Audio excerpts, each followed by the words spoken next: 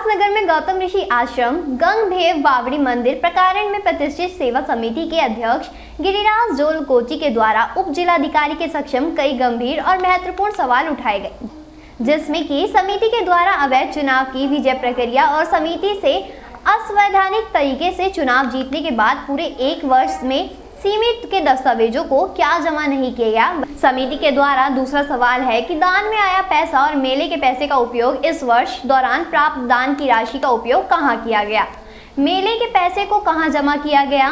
गिरीश डाला कोटी में उप जिला, वहीं आइए जानते हैं उप जिलाधिकारी से क्या कहा गया। देखिए, प्रकरण बावड़ी वाला ही है।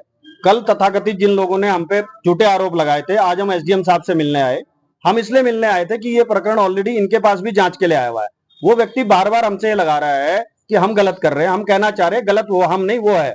पूरे एक साल वो व्यक्ति ने पिछली बार असंवैधानिक चुनाव पिछले वर्ष अगस्त 2023 में किया था।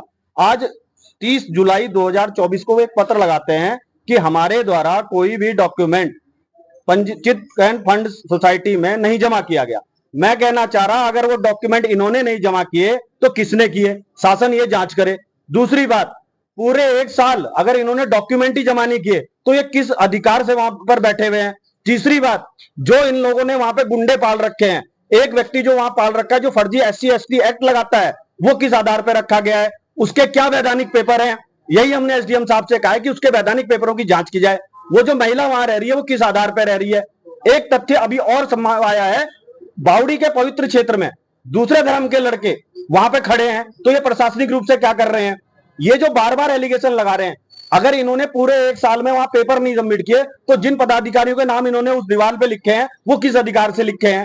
असंवैधानिक रूप से 1100 रुपए इन्होंने क्यों प्राप्त किए, इन सबके जवाब इन्हें जमा करने चाहिए। जितने पैसे इन्होंने लिए उस पैसे को इन्होंने कहां जमा किया, अगर नहीं जमा किया तो किस आधार पर नहीं किया, क्यों इन्होंने अपनी जेब में रखा। अभी ये प्रतिष्ठा सेवा समिति के लोग आए थे यहाँ पे और इनका कहना है कि गंगभेवा बावड़ी जो मंदिर समिति है उसके लेके इन्हें कुछ आपत्तियां अपनी व्यक्त की। तो हमने इनको बताया है कि लिखित में अपनी जो भी समस्याएं हैं उसको लिख के दें और जहाँ पे जो दिक्कत आ रही है उसका समाधान। तो आप द्वारा क्या कार्रवाई की जाएगी? अभी तो हमारे यहाँ जो गंगभेवा मंदिर समिति है उसके चुनाव को लेके एक चिट्स फंड के जो रजिस्ट्रार हैं उनकी तरफ से एक पत्र हमें प्राप्त हुआ है, तो उसका इन्वेस्टिगेशन हमारे